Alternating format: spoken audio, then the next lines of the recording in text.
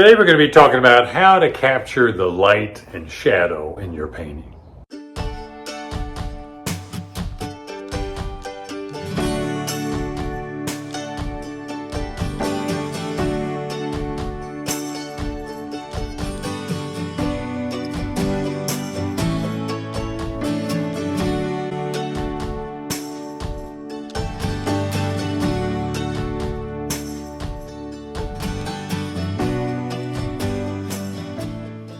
Actually, what we're talking about is how to paint the light in our scene, because light is what gives us everything. Without light, we don't have form and shape and value. We don't have color. We don't have depth or atmosphere in our painting. So light is the most important thing in our painting. If I could reduce everything in my painting to just one important goal, it's to paint or to capture the light of the scene or the objects, what the light is doing to the scene or the objects. And if I can do that, I'm happy with my painting. I consider it successful. So even if my color's not the greatest or my drawing isn't as good as it could be, if I could capture what the light is doing, then it's going to work probably on the highest level of what I'm after. And the reverse is true. Also, if I have some great drawing, can render things really well, and my color's looking really good, but I don't really capture the light in the scene, I don't consider it very successful. So painting the light in a scene, I think, is the most important thing. And I was always taught that composition is the most important thing, and that's true. I think composition does come first, but if I can capture what the light is doing to objects and the whole scene, then I consider it successful. So we're going to look at several artists and how they handle light. And we're going to think about 3 steps or 3 things to think about as we're trying to paint what the light does, or paint light and shadow. And it's, number 1 is contrasting light and dark shapes. 2 is contrasting warm and cool colors. And 3 is contrasting thick and thin paint. Those 3 things, I think, work together to really capture what the light is doing. And I think one overall thing that kind of goes with all 3 of those is to simplify what you're looking at. Because if I can't reduce the detail to more simple shapes, you won't be able to capture the light. It'll be broken up too much with too much little dark and light shapes. You have to have these bigger shapes of dark and light that read real well. Like this painting here, this is by Daniel Garber. Early 20th century American painter, Pennsylvania. And you can see the dark shapes hold together, especially in the foreground and on the big hay bale here. They all kind of form a shape, a pattern that kind of flows up on top of the hay bale and down over here and across and on this other, I guess that's a hay bale. But the shadow pattern all holds together in a more simplified shape. Now, there is little darks and lights and little details within that big shape, but not so much that it falls apart. Same thing with the light area on the hay bales, on the ground, on the wagon itself, on the barn. Simplified shapes, and it helps the painting hold together. And it's these big dark and light shapes that we're using to set up the composition in our painting. So very important to simplify. And Daniel Garber used a smaller brush, so his paintings have a feel of being detailed, but again, you can see his big shapes hold together. And then also, aside from these really strong contrasting, really light lights, dark darks, he's also contrasting the warm and cool color. The warm color on the hay bales and the ground, and then the cool color on the barn, the foreground, and on the hay bales. Now, the color in the shadow of the hay bales isn't real cool, but it is cooler than the light area, and that's the key.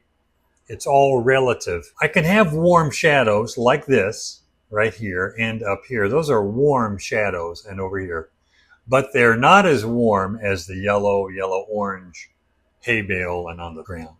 Then on the barn, the shadow is a violet, a gray violet, and down here it's a really grayish violet with a little bit of yellow in it. But overall, the shadows are going to be cooler than the light areas, and it's that contrast too that makes it work.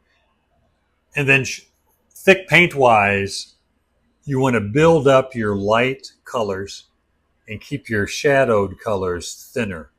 And that contrast of thick and thin paint creates kind of a three-dimensional and a stronger contrast of dark and light. But also the thicker paint and the light makes that come forward, and the shadows will kind of sink back a little bit and give you more depth in your painting as well. This is another Daniel Garber, and this one gets a little harder. I think the whole idea or concept of showing sunlight and shadow is fairly easy to understand, but it can get really complicated.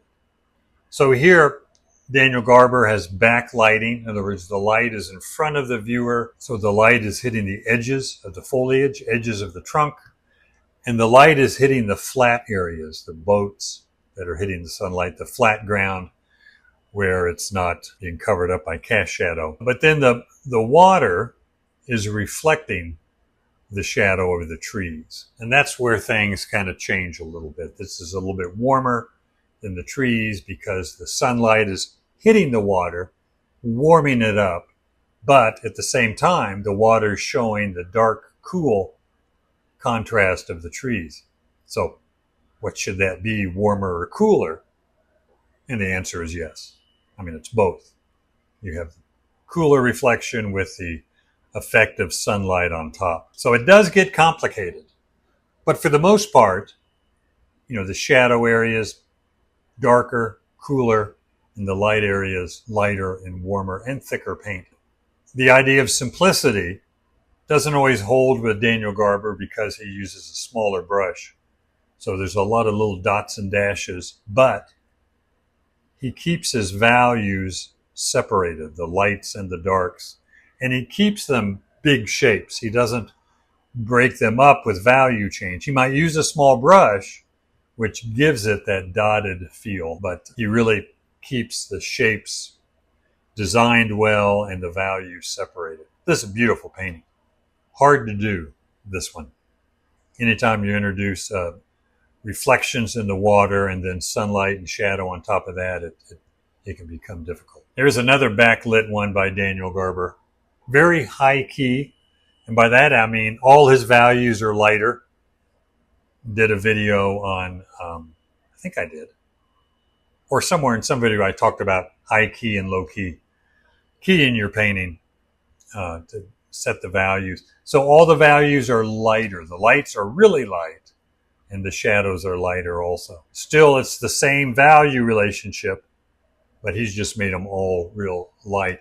And that helps with the effect of looking into the sunlight. So the sky, the foliage on the trees, the ground, really light. Close to all the same value, but not quite. Here, I think the sky is the lightest, then the flat plane, then maybe the foliage, but they're all very, very light. And then everything that's upright is in shadow. And keeping that thinner and the lights thicker and really separating the values. And something like this, if you're standing at the scene looking at it, it looks really complicated, very busy. So Daniel had to really simplify the shapes. You can see the light pattern on the trees, kind of the rim lighting on the trees and the upright darks on the trees. And keeping those separate and simple is key. It's really great painting. So capturing light and dark, again, it can be very simple like this. It's a sunset painting by Charles Lazar, American tonalist, and captures the light. Very simple. Everything in the shadow is just dark, and everything in the light is just really light and bright and warm. And that does it. That captures the light. That contrast of the dark and light and the warm and cool suggests sunlight and shadow. And in the simplest form, that's how to do it. But it's usually never that simple. This is another Charles Lazar. This is more of a foggy morning, I would guess, where the light's filtering through, but it's subdued. So the lights aren't quite as light, darks aren't quite as dark, and you have more middle value now. Here, there's no middle value. It's dark or light. Same thing with a lot of these. It's mostly dark and light. You might have different values of dark, different values of light, but it's dark and light because there's so much light. Here the light's more subdued, so we introduce more middle value. Trees can be a bit more on the middle value side. Some middle value in the sky as it goes away from the lightest part right here. So a lot of middle value as the sun starts to get, it's not quite a cloudy day, but the clouds are really interfering with the light and making it more diffused, more subdued. So the darks, you got kind of some middle value darks here and middle value lights. But you still have real dark darks, tree trunks, and real light lights where the sun is behind the clouds, and that's your strongest contrast. So using more of the middle values here is going to give you more subdued light. But you still need that contrast of dark and light. There's not as much contrast of warm and cool. The more clouds are introduced and the light becomes more diffused and affected by clouds, you lose that strong warm and cool contrast. Now you might have warm and cool just because of the local color, like yellow, orange leaves or green grass or blue sky, but you lose that warm and cool effect from sunlight and shadow. There's a difference. You have to have that bright sunlight to get that effect of warm and cool. Same thing here. It's a bit subdued, but still fairly strong sunlight. So you get the warmer sunlight here and in the sky, but a little bit subdued. It's maybe hazy. So you still get some halftone. It's not just, again, this the strong dark and light like this. Some halftone with the light and the dark because of the nice job at the detail in here. It's a lot.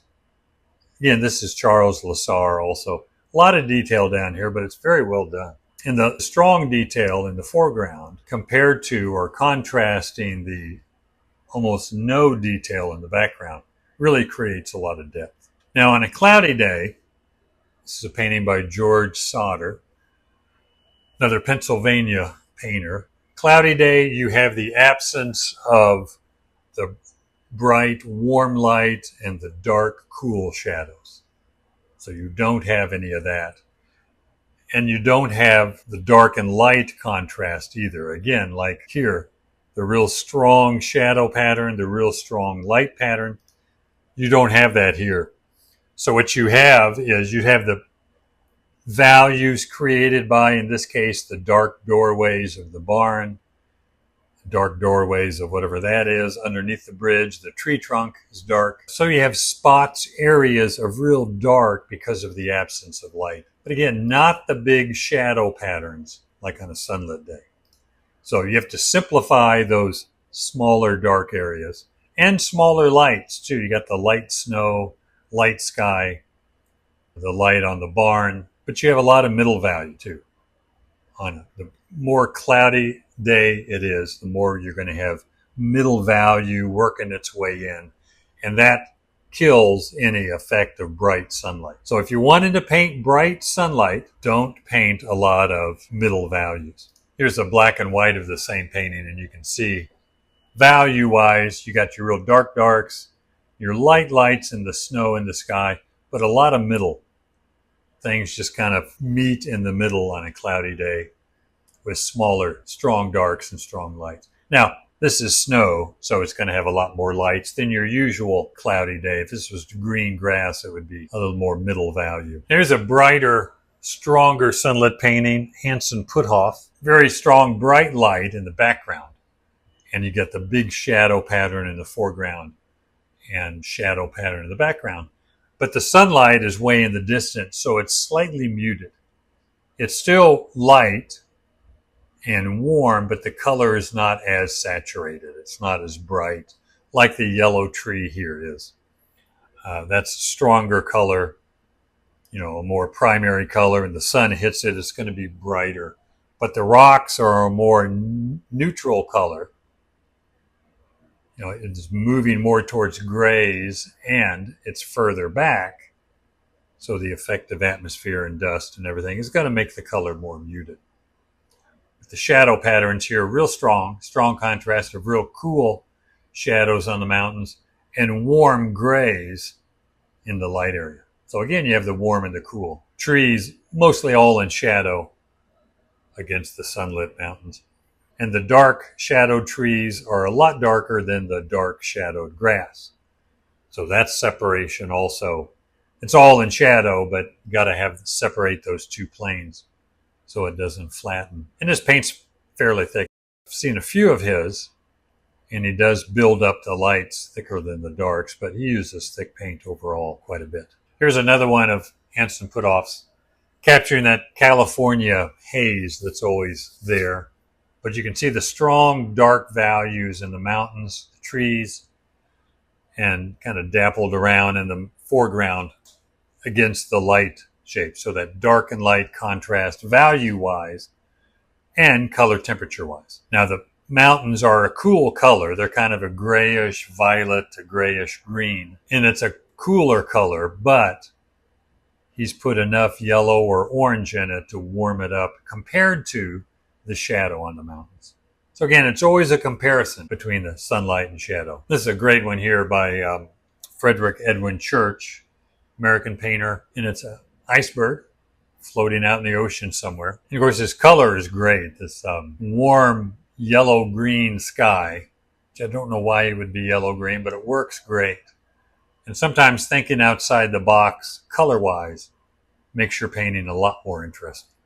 I mean, he could have painted a blue sky, but I really like the yellow-green sky against the red and red-violet, violet, blue-violet iceberg. And then the warm, really light value-wise and warm temperature-wise, the way the sunlight hits the top of the iceberg there.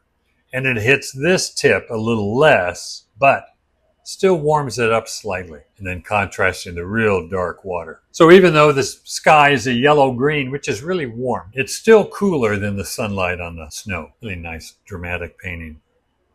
So another different one, Colin Campbell Cooper, painting of New York City. And again, you can see the dark pattern right away, dark values of everything that's in the shadow in the foreground, on the street, and up some of the buildings, you see the shadow pattern.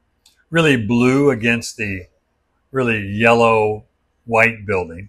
The building is white here in the middle. So when the sun hits it, it's going to turn more yellow. And in the shadow of that building, it's going to be bluer. And that warm and cool contrast and the dark and the light really makes the suggestion of sunlight. Now, he's got a lot of detail in it, a lot. But he handles it really well. It's not tight or overly drawn. It's just suggested. But there's a lot of it. A lot of figures, a lot of dots and dashes on white collars. So a lot going on, but you can still see what the light's doing. You get a sense of the type of light that's in there. A lot of strong contrast here on the right side to show the sunlight and shadow on the buildings. This is a painting by John Folensby. He was a student of John F. Carlson and also a student with Emile Groupé, two really good artists. And he painted light really well, especially early on in his career. Later, he became more of a regional painter, and his painting became very stylized. I don't care for that as much, but when he was more impressionistic, his stuff is really good. And he has some contrast of thick and thin paint, but most of his paint is real thick. I think the lights are thicker, darks are a bit thinner, which helps. But you can see this is one of those that you need to simplify because of the tiny branches, a lot of the little tiny leaves everywhere. It becomes busy. And if you don't simplify that, it becomes overly busy and you lose the sense of light. But he handles it real well and still shows a lot of the detail. The dark pattern of the leaves showing the shadow on the foliage, and then just the spots of the bright yellow, yellow-green, yellow-orange foliage lighter in the sunlight against the cooler backdrop of the blue sky, blue trees, bluish water, with a lot of violet and blue-green in there as well. So a lot of temperature contrast in here. You can see this whole shadow is really on the bluish side, a lot of blue-green as well. And this is really on the warm side with a lot of orange and yellow-green in it. A lot of little strokes, a lot of detail, but he still has good contrast of dark and light shapes and values and contrast of warm and cool color. And all of the paint's fairly thick. It's another Daniel Garber in bright sunlight, and you can see the definite shadow pattern of the blues in the background and how cool that is. I mean, that's really strong blue against the red, kind of a warm red violet to red orange to yellow orange and orange. So a lot of temperature contrast. All the shadows in this are fairly dark and really cool. They're either blue or violet. Now it's blue-green down here, but further back the shadows go, the bluer they become. Here's another Hansen put-off. Here it's gone really dark in the shadows. It's a very low-key painting, where before we talked about this being very high-key. The darks and the lights are lighter. Here the darks and the lights are darker. Now, I don't know what the original looks like. It could be that they aren't quite that dark, but it is a darker painting. And the darker you go with your values, the more color you can get in your lights. The lighter you go with your values, the more white gets in your lights, and that kind of kills the color. So this allows him to get his color stronger. And there's a lot of variation of color, some cooler, some warmer within this light area. But all the colors in the light mountain is warmer than the shadows in the mountain. So he's got some cooler colors in there, especially with the greens, some warm violets, as well as some oranges and yellow oranges. But they're all warmer than the blue shadow. And here the shadow pattern in the foreground trees holds together as a big, strong shape with some lighter sunlit areas. So simplifying these trees in the foreground allows the background to stand out a little bit more.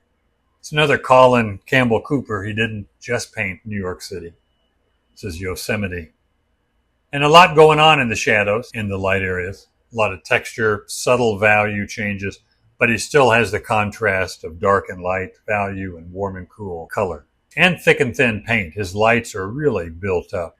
It's another Hansen put-off, very interesting. The contrast of dark and light isn't as strong. It is definite shadow in here, but not a lot darker than the light area. But it still works really well because it's so much cooler in the trees here.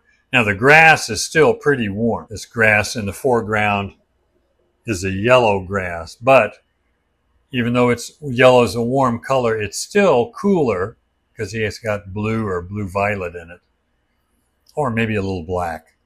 It's still a lot cooler than the background yellow-green hills. So again, it's that color-temperature relationship that works.